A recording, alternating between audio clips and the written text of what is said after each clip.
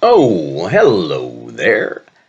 That was recommended by a viewer who wrote in to say that her baby daddy Pat would like me to open the show that way. So there, I did it. So hi y'all, it's Joefer the Cranky Old Gay Guy. I'm here today to talk about addiction and is there a cure? So my background with addiction is I'm not addicted to booze, sex, drugs, or even rock and roll. But I have been around addiction in my own home for several years, and I've seen the ups and downs and how it affects the addict as well as the people around him. So that's kind of where all of this is coming from. Because addiction can end in tragedy, and I've witnessed that firsthand. So I will just say right now that it makes me cranky when I hear statements in reference to addiction or people who are affected by addiction. Things like they just need to stop, use their willpower, or they're just weak. And then there's well, they don't want to stop because if they did, they would. Or there's the one that really gets me when they say, just let them keep using until they're nobody's problem. Okay, all of those are asshole statements in my opinion, and I won't be using them. I think early on in my life, I might have entertained saying use willpower, but I didn't know anything about addiction, and now I know a whole lot more. So,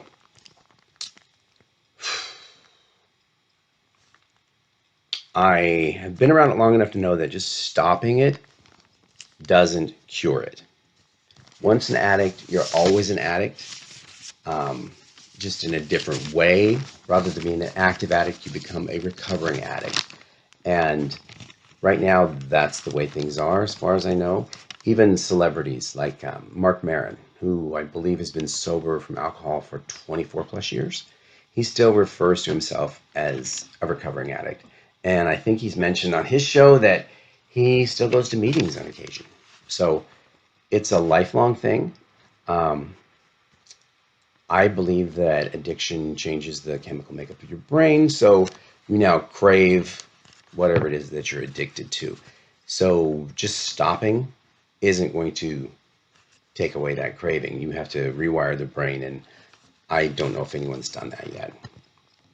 So I believe that most people suffering from addiction would like to stop. And it's my belief that we as a society should help them stop. What does that mean? It means that the government opens recovery centers in every large city in this country that is affected by the opioid crisis and addiction in general. And it means opening up recovery centers regionally in the parts of the state that are spread out. It wouldn't make sense to put a recovery center in a tall town or a small town that only has maybe 2 people who are addicted to something, but put it in the region so they all can come and collect. It also means that we encourage people suffering from addiction to get into these programs. These facilities would also be required to accept everyone regardless of your ability to pay. Healthcare in this country is run unlike anywhere else in the world, and it's atrocious as far as the money that is spent.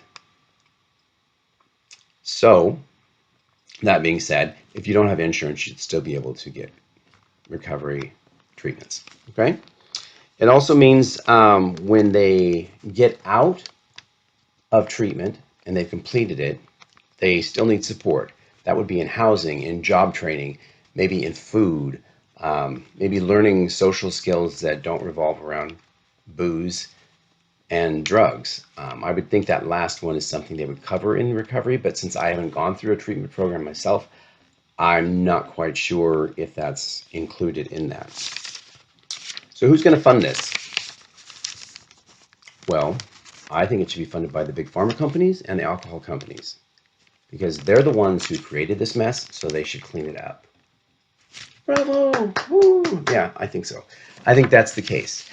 Through deceptive marketing and lax regulation, they have gotten away with promoting their products, even though they knew that they were going to hurt people. And been promoting them for years and years, and they've never been held liable. Just recently, there was a case that you're going to get to here in a bit about a drug company actually being taken to task for something that they've done. So let's talk about drugs and how they get to market. A company will create a drug, do research on it, studies, etc., test for efficacy to make sure that it does what it says it's going to do, and then it lists the side effects. This is all packaged up in a bundle.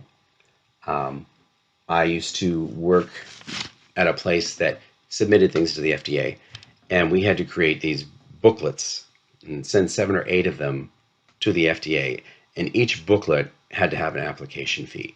Why they needed so many booklets, I don't know. I guess so they could set them on different people's desks. All of that might be electronic now. I'm not sure. This was almost 20 years ago that I was doing that. So once it goes to the FDA has a certain amount of time to review what was sent in. If you do not send the application fee with the initial submission, nothing gets reviewed until you pay up. Okay? So the FDA is making money on this as well. And I'm not against the FDA making money. I just think that the FDA should only make enough money to pay for what it costs for them to operate. I don't think they should be making any kind of profit on this. And I know that after you submit everything, they might call you back and say, hey, we would like to approve this, but you need to change this one sentence. Let's say it's an erection pill. The sentence might read something like, and it will give you an erection. But the tests don't show that. So the FDA will suggest to get it approved, you say, will help promote an erection. Hence, you're not laying claim to something that wasn't in the actual result. So then they go ahead and approve it. And then you submit, I think, another fee, which is sent in to cover the FDA's post-launch review of the product to make sure that it's doing what you said it would do initially, and there haven't been a lot of complaints on that. Okay, the problem I have with this is, and it makes me cranky as well, is that the FDA doesn't run tests. There's no peer review like there is in a science experiment chemist or an engineer. You would submit it in your paper, it gets published, other scientists then review it, and they do the same thing that you did, trying to get the same outcome. And if it doesn't come out the same, well, they've just proven that your product wasn't, or your theory or whatever you've submitted isn't correct. The FDA, on the other hand, doesn't test the products. So they don't know if what you're telling them is true or not. They rely solely on you, or excuse me, you're the submitter. They rely on the company and what the company has provided. Now, if I am wrong about this, someone who works for the FDA, please leave a comment and tell me that I'm wrong. But this is my understanding of how it works.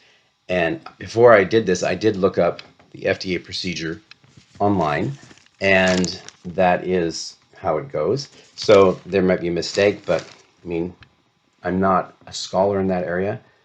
I'm just telling you what I know and what I've learned and what I've read. Okay.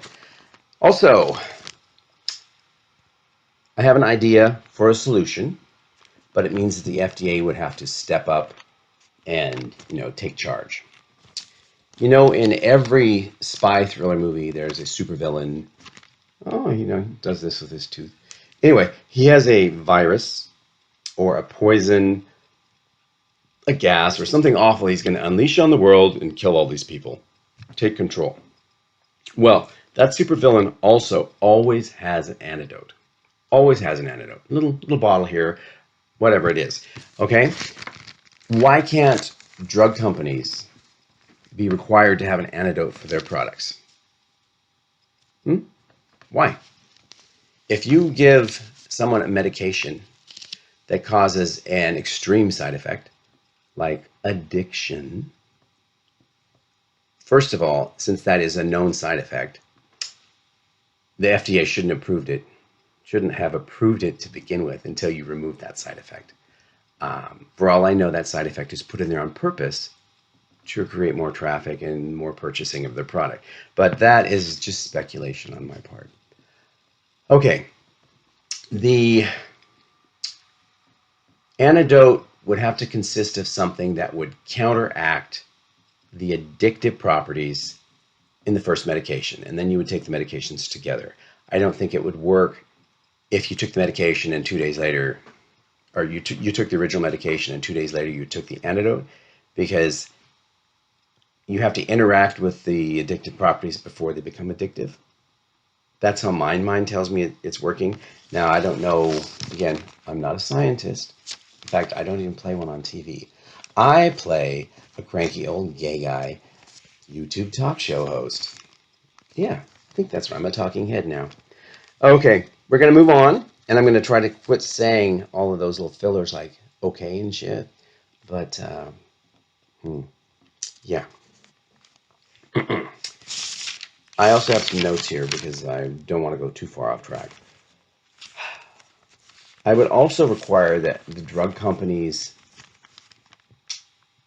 create medications to counteract drugs that aren't necessarily pharmaceutical. This would be a negotiation between the FDA and drug companies.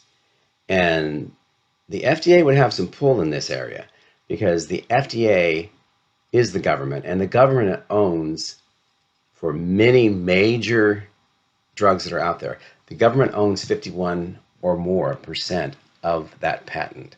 So the FDA could say, we're not going to let you use this patent for this drug anymore unless you create this other drug which counteracts the side effects of this non-pharmaceutical drug that's being used right now. Okay? Drug company's not going to be happy, but they're still going to be selling a product. So why not? And researching that product to make that new drug is probably going to be paid for by a grant from the government to some research facility, and they're going to benefit from that anyway. So the government will most likely also own 51% plus of that new antidote drug. And the FDA can do this. It was discussed when Truvada was real expensive. It was the only HIV medication out there. The combination. It was super expensive, and I heard rumblings that whoever's in charge is going to step in from the FDA and go to that company, Pfizer, I believe, and say, hey, it's our patent. We are going to take this formula and we're going to release it to all the drug manufacturers around the world so they can start making a generic version that is cheap and affordable. It's no longer going to be $2,000 or $3,000 a month. It's going to be $50 or less. That didn't happen. Okay, it took until their patent actually reached its expiration point before the formula was released and other companies could use it and make generics. So that is something that the FDA could have done, but they didn't do. So now I'm asking them to step up and do the same thing with opioids and other addictive substances and try to get things done and make us a better world. By clearing up addiction, you're also going to benefit cities and neighborhoods, etc., because it's going to get a lot of homeless people off the street. Because oftentimes people become homeless because of addiction. Everything goes to the addiction. All their money, all their resources, all of their attention. So the families are neglected. Their bills are neglected. They lose their house. They lose their car. They end up on the street. So you get them clean, they can go back into society and be productive again. Okay, we're going to rewind a little bit. This new drug that the FDA would force drug companies or persuade them to create would have to be non-addictive. Number one, I mean, that's plain and simple. It would have to also offer the same high or the same endorphin release as the street drug that's being used right now. And then it could be released to the masses and solve a lot of problems. And when I say a drug that's temporary but releases endorphins, think of Soma from the book 1984. It was a drug that was given to the population and they just all chilled out and got horny. Now, I'm not saying the FDA has to make a drug that's going to make people horny, but that might be a positive benefit. I'm sure I'm going to get comments that say such a new drug is a pipe dream. There's no way it's possible. If it existed, we would already have it. Well, would we? Think about it. Would you, if you ran a multi-billion-dollar company and you were answering to stockholders, or in Purdue Pharma's case, a family who knew that their product was addictive, but lied about it and marketed it and got everyone addicted, and now that's what the lawsuit's about.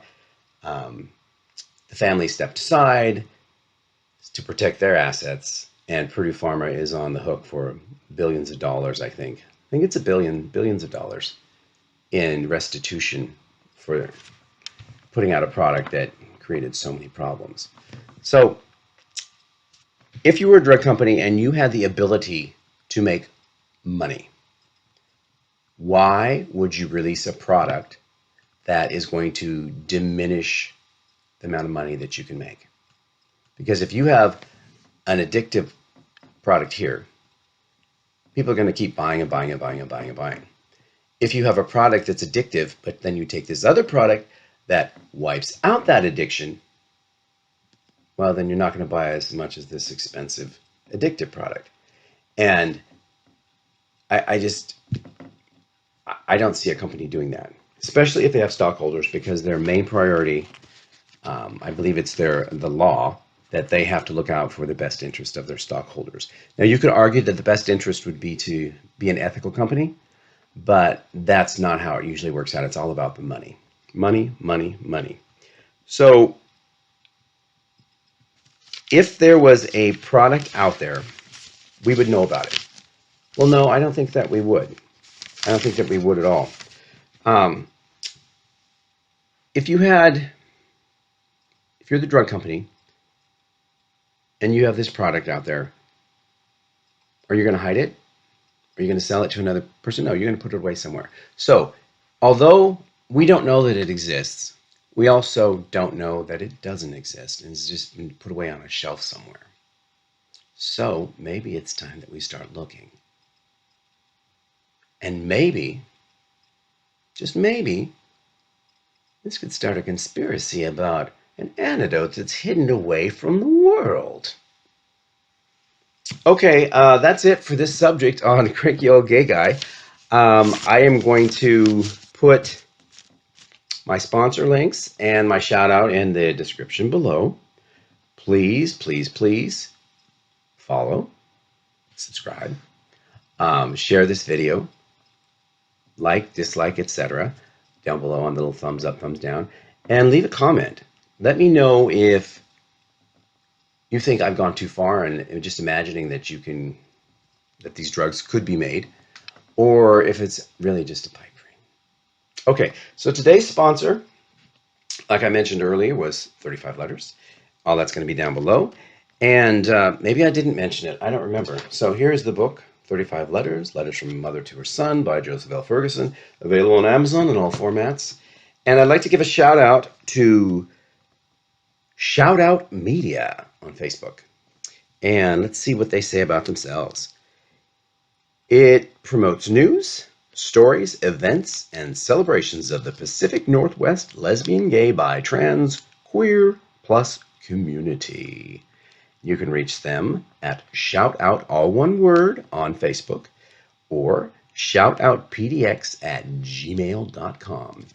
So until I come up with a sign out line, I am going to do my best Benny Hill, and I think it's like this. Until next time, bye-bye.